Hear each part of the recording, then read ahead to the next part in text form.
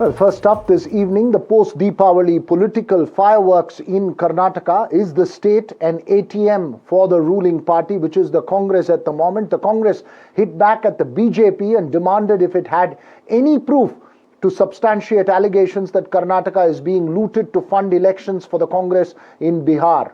Two senior MPs of the BJP, B.Y. Raghavendra and Jagdish Shettar, had alleged that the Karnataka Congress is funding the party in Bihar.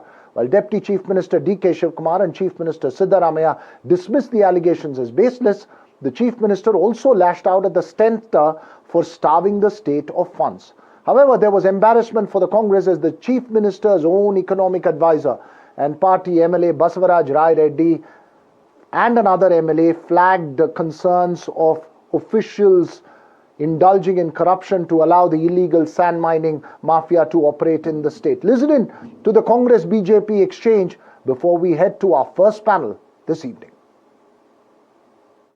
In Estate Development Corporation scam, the money which was meant for the development of scheduled tribe community in Karnataka, how did that money go to Telangana state? When thousands of accounts has been created, fake accounts was created, money was drawn, and how did they utilize that money? Enforcement Directorate has given a clear note on this. What else do you need? What proof do you need? And here in this issue also, they are looting. Contractors have been pressurized to give money to release of LOC. Why? Because they want to fund for Bihar elections. And what else? What proof do you need? Raghavendra, all of them were in a practice of doing it. So they are recalling their practice. We don't have any of the practices. We are not at it. We don't need also. So I think to just make a statement, some hit and run. Where is the evidence? If he has any evidence, let us show it. Nothing is connected to it. They are afraid of our Congress party.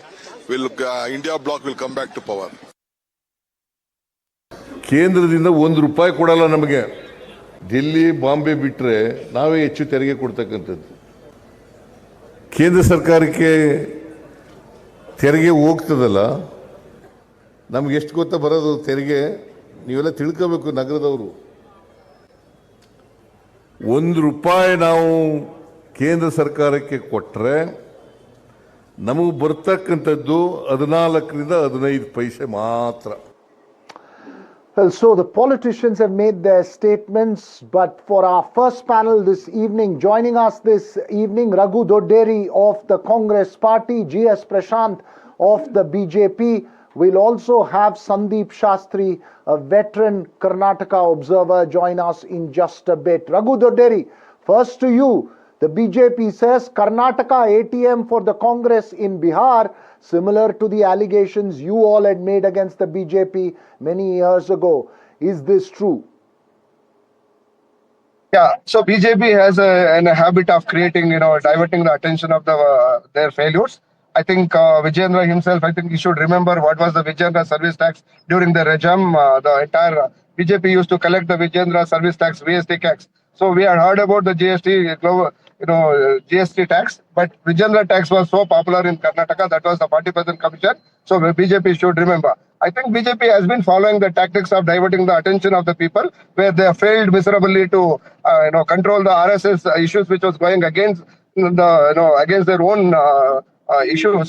So BJP, all of a sudden, Vijayendra and other BJP leaders have just brought this out. So my suggestion to the BJP leader, please come out and tell the people of the country that what was the VST and 40% commission which you have collected during the previous regime. Also, I would like to bring to your kind notice, so why BJP is just making a issue over this, because it is just coming out of their WhatsApp university. So where is the evidence? There is no evidence, just it's a hit and run. So they have been following this. All right, just a hit and run. G.S. Prashant, respond to that. Veera, firstly, I wish you, Sandeep Shastri, and the Congress spokesperson and all the viewers to a very, very happy Deepavali. Wish Raghu Dodderi as well a very happy Deepavali. Thank you for reminding me.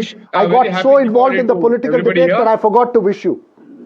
Yes, I'm wishing you, and on your behalf also, I wish everybody a very happy Deepavali.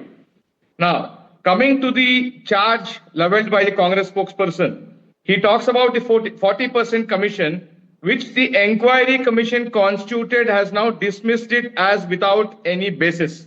And now the same contractors association who had leveled the charge against the BJP government then have leveled charges of 60% against this Congress government, which the Congress is yet to respond. I am hoping that the Congress would form an SIT at the earliest to probe into those.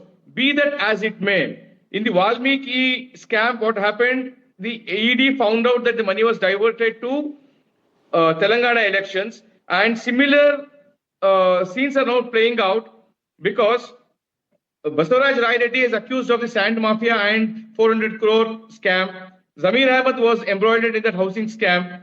And therefore every minister of the Congress is involved in this. And none less than the Deputy Chief Minister is on a threatening spree to the industrialists saying, look, don't talk against me, because he recalls his olden days as to what he was before he became a politician. Therefore, he is openly threatening the industrialists. Therefore, this Congress government, excepting for governance, is doing everything else. And now they want to use the money looted from Karnataka to fund the Bihar campaign, where they are fighting their own India Alliance partners. It's not a fight against BJP, JDU and LJP, but it's a fight against RJD, their partner. So this indicates how Congress is funding the... Prashant, I have a special debate on Bihar lined up in a bit from here. Let's stick to Karnataka right now. Special debate on Bihar and the internal contradictions there lined up at the end of the show. Let's stick to Karnataka. Before I go back to Raghu Dodderi for a response to what Prashant has said, Sandeep Shastri, the problem is that Karnataka, states like Karnataka and Telangana, are they truly the money bag for political parties when they are out of power at the center in terms of funding elections in other states? Maharashtra included. Veera and my fellow panelists, I also would join everybody in wishing you all a happy Deepavali. Deepavali is a festival that symbolizes the victory of light over darkness. And I hope today's debate will shed more light and help take away the darkness rather than simply having sound and fury. I agree with both the spokespersons that the investigation into allegations of corruption are important and the whole controversy that has emerged should be looked at. But Veera, let me raise another question. For too long, we have been talking about the receiver. Have we focused on the giver? The giver said during BJP time we had to pay X amount. The giver now says under Congress time we are required to face this amount. Veera, my larger question is, the receiver is at fault, irrespective of which party has been in power. But have we also looked at the giver? Because you cannot have corruption without a giver. You cannot have a corruption without a line of givers waiting to give. So, should we also focus on that, Veera?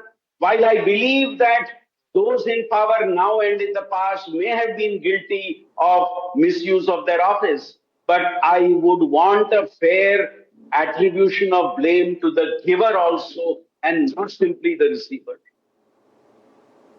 All right, you're making a very, very strong point, Sandeep Shastri. Unfortunately, I don't have any of the givers on the show. If any, we have the two political party spokespersons who are possibly the receivers on the show. Raghu Dodderi, respond to the allegations made by GS Prashant earlier. He says categorically, you are fighting yourselves sorry within... for late wishing the countrymen happy Deepavali to one and all. And I think just let us bring the fact that what BJP government has done, a 40% commission. So why two people, Santosh Patil, a BJP worker, why did he commit? So because of their own minister had demanded for a bribery. At the same time, there are two other police officers who committed suicide because of the 70 lakh bribe which they asked for, transfer of the officers. Third one, their own BJP MLA, Gulihati Shekhar, had demanded and written a letter to the chief minister, stating that 22,000 corruption is reported in irrigation department. It is not me who is saying that. Their own BJP MLA, Gulihati Shekhar, had written that. For 30 months now, what are you doing? Daydreaming, is it? The fact Please, brother. daydreaming? These are all the facts that BJP was You're being involved in the involved for rampant 30 corruption, and months. that's the reason why Bangalore Issue and a show cause Karnataka is notice. struggling File an today is because FIR. of the BJP's Investigate. misdeed, Let which the they truth did come out. between 2019 and 14. Brother, please wait. Okay, and second thing, their own the infight between the BJP, then CM and the deputy CM, Mr. Ishwarappa, had written a letter to the Raj Bhavan and the governor stating that there is a Vijayendra service tax is going on, please avoid it. Like that, in the last 4 years, and in the previous regime, between 2019 and 23, the Karnataka had Please witnessed investigate. whatever Mr. Congress spokesperson, whatever please request your DCM or CM to investigate Prashant, this. go ahead. The truth You see, will when come two out. firecrackers go out together, you don't know where the noise is coming from. Now, Prashant, speak first. Yes. Veera, let the Congress investigate if they're really wanting to make this a particular issue. They've been in power for 30 months now. Let them investigate. Who's stopping them? If they're talking about so concerned about what happened in the past, people have given a mandate of 135 seats. Let them investigate. Let the truth come out. They will not do that because they know there is no evidence or even proof that BJP has intention in this. Therefore, only as a political rhetoric they're doing this. Because even now we don't find their leader. Raghu. Rahul Gandhi is away in some foreign country doing what he knows best, vacationing. When Raghu, respond to what Another time to Prashant discuss is saying. about He's saying Rahul no Gandhi. Rahul investigation, no Gandhi, let proof. us discuss other time. Let us talk about the previous government. You tell me why your BJP worker Santosh Patil has committed a suicide by writing a death note. So you are talking about that Valmiki fund transfer. Let me ask you the fact that why your bank people, why the bank people have allowed the fund to be transferred where all the people were busy in the conduct of the election. When there was a parliament election was going on, the code of conduct was there. There is no. No. Hang on. Let's focus on the point at the point of discussion today. Let me go back to Sandeep Shastri. Sandeep Shastri. In some level, Karnataka is one of the richest states in terms of the political power in the politicians in the states. It's a categorical fact that Karnataka MLAs are perhaps the richest in that sense. In that sense, in terms of political funding, how much? Let's look at it from an academic point of view, irrespective of whether it's BJP or Congress. How much does a party like the Congress, would a party like the Congress or a party like the BJP depend on a state like Karnataka for funds in fighting an election, let's say in Bihar, or are these just baseless allegations that are made at election season? Veera, irrespective of who is in power, I think there is little shadow of doubt that Karnataka has been a useful space to be able to garner funds for the party.